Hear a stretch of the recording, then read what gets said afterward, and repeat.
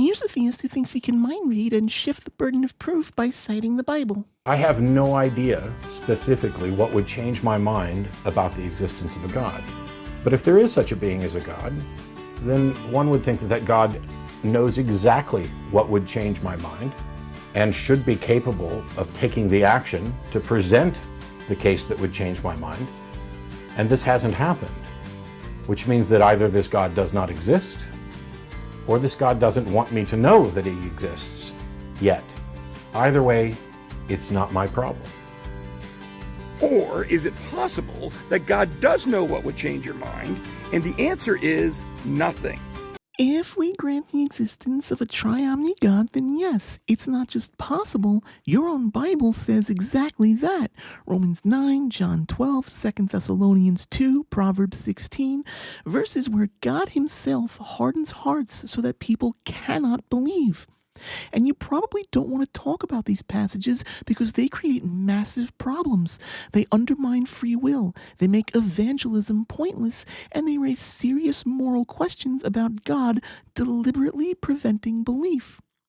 All of that disappears, though, the moment you realize the simpler explanation. The Christian God doesn't exist. Maybe you are so determined not to believe that no amount of evidence would convince you. And maybe you're so determined to believe that you reject the obvious naturalistic reality that's been revealed to anyone of sound mind. See, I can play the mind-reading fallacy game too. But that's all it is, a game. You don't have access to the black box of my mind any more than I have access to yours.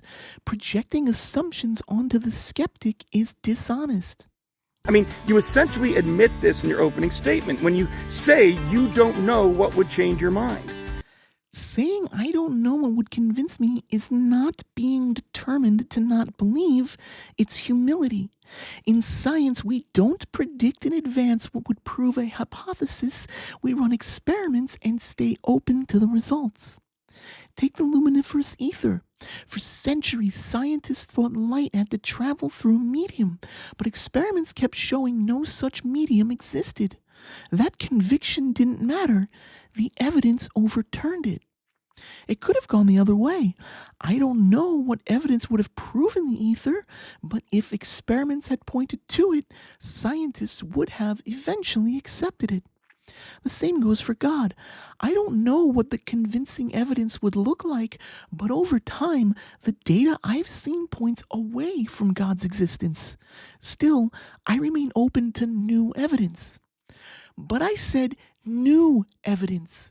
Every argument for the Christian God so far is either incoherent, like the contradictions in the so-called triomni God, or collapse under scientific and philosophical scrutiny. If such a God exists, it already knows exactly what would convince me. The fact that no such evidence that survives scrutiny has ever been presented is not my problem. It's either God's choice to hide or evidence that God isn't there at all.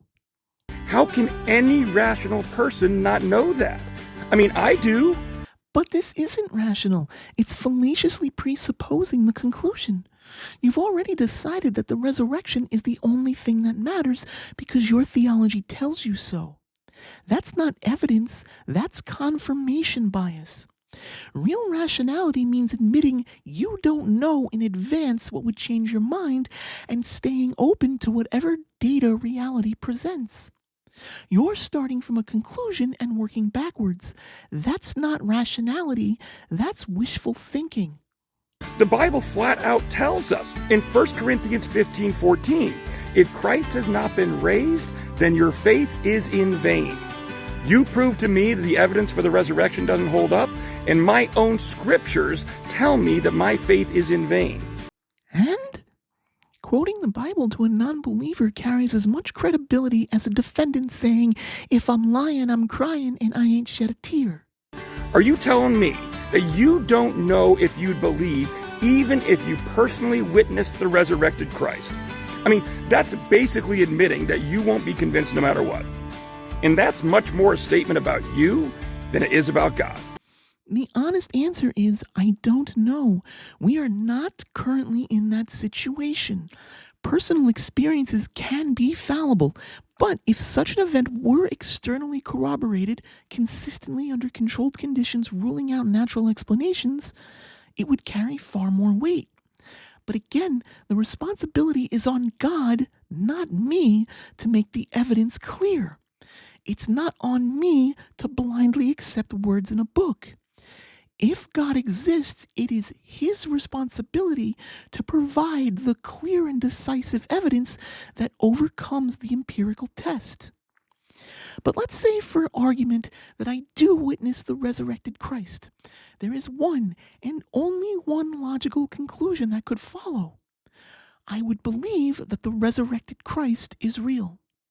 That still wouldn't automatically make me a worshiping Christian.